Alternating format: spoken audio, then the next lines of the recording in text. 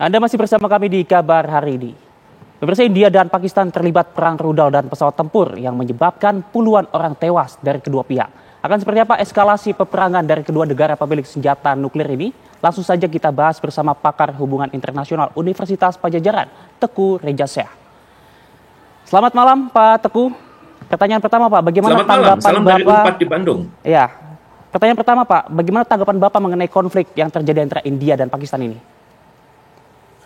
Saya melihat ini adalah konflik yang tidak kunjung selesai ya, di mana mereka sudah terlibat dalam banyak sekali pertempuran.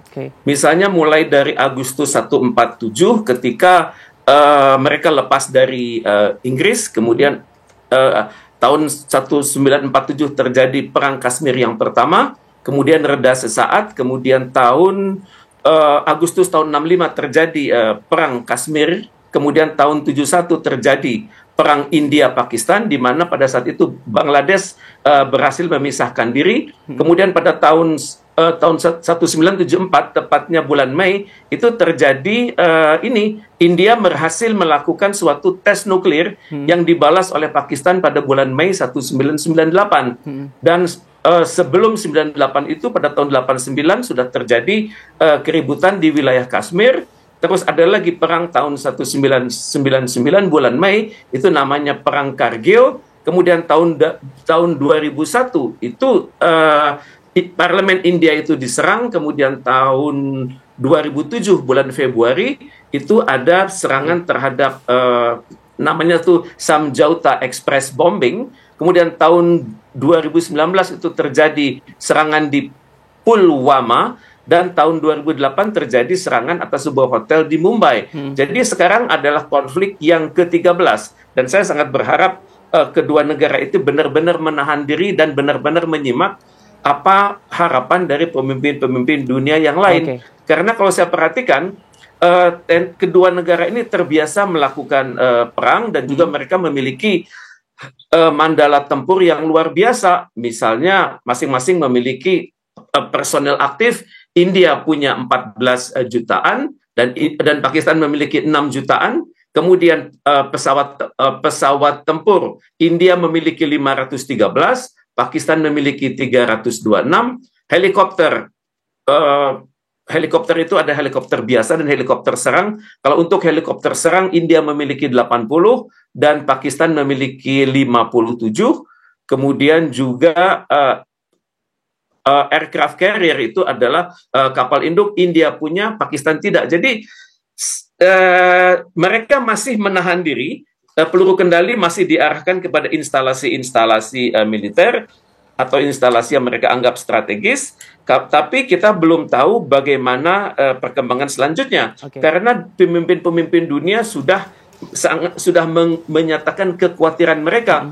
Misalnya kepala negara Perancis mengatakan agar Pakistan dan India itu menahan diri. Krisis yang terjadi sekarang merupakan suatu krisis yang terburuk dalam 20 tahun terakhir. Kemudian juga Iran, sebagaimana dikemukakan oleh Kementerian Luar Negeri, Bapak Ismail Bagail mengatakan bahwa eskalasi perang ini bisa berdampak kepada wilayah-wilayah sekitar. Jadi diharapkan kedua pihak melakukan menahan diri. Yang menarik adalah Israel, di mana Duta Besar Israel untuk India bernama Reuven Azar itu mengatakan bahwa Israel mendukung upaya India untuk memberantas terorisme. Kemudian Jepang juga mengatakan bahwa negara Jepang itu sangat tidak menyambut aspek-aspek terorisme. Kemudian China mengatakan bahwa kedua pihak itu hendaknya menahan diri. Kemudian PBB sendiri mengatakan bahwa India terutama sekali harus mengendalikan diri di wilayah yang mereka kendalikan. Kemudian PBB juga meminta semua pihak menahan diri. Siap. Pak Teguh, selain yang tadi Anda sampaikan, kan juga kedua negara ini memiliki senjata nuklir. Seberapa relevan ancamannya saat ini, Pak? Yang terjadi adalah sebenarnya masing-masing pihak itu sudah menandatangani perjanjian di mana mereka itu tidak akan menjadi pihak pertama yang akan menggunakan senjata nuklir. Dan saya sangat berharap masing-masing pihak itu sadar bahwa sekali nuklir itu diledakkan oleh salah satu pihak, maka yang terjadi adalah mutually assured destruction. Maka masing-masing pihak akan punah karena nuklir itu akan membawa banyak dampak sekaligus.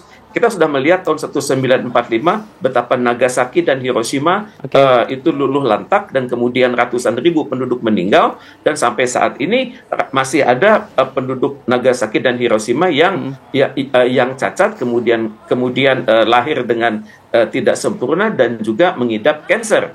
Dan saya sangat berharap kedua pihak ini sadar bahwa nuklir itu tidak akan pernah digunakan walaupun mereka memiliki senjata tersebut. Dan saya perhatikan masing-masing pihak ini selama ini masih mengandalkan perang tanpa nuklir.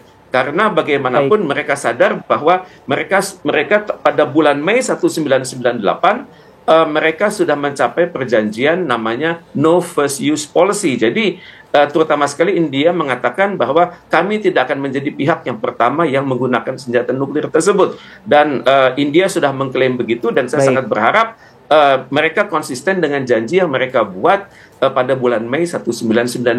Tapi kalau berbicara nuklir, kita berbicara tentang teknologi tinggi yang seringkali sulit diverifikasi. Misalnya ada kemungkinan nuklir tersebut tidak diperiksa secara rutin, kemudian memiliki aparatur yang lalai, dan kemudian bisa saja terjadi sesuatu hal namanya accidental detonation, di mana tanpa diduga perangkat nuklir tersebut yang mungkin berada di darat maupun di laut itu meledak secara otomatis. Dan kalau hal ini sudah terjadi, maka masing-masing pihak akan menganggap sudah tiba saatnya mereka menggunakan senjata nuklir, dan mereka memiliki pengalaman secara teknologi bahwa mereka memiliki kemampuan nuklir tersebut, dan selama ini mereka gunakan untuk tujuan damai. Tapi dalam hal terjadinya krisis yang berkelanjutan, tidak mustahil salah satu pihak akan berinisiatif menggunakan nuklir dalam skala yang sangat terbatas, dan ini yang sangat kita khawatirkan sama-sama, karena nuklir akan berarti jutaan manusia akan punah di suatu wilayah tertentu.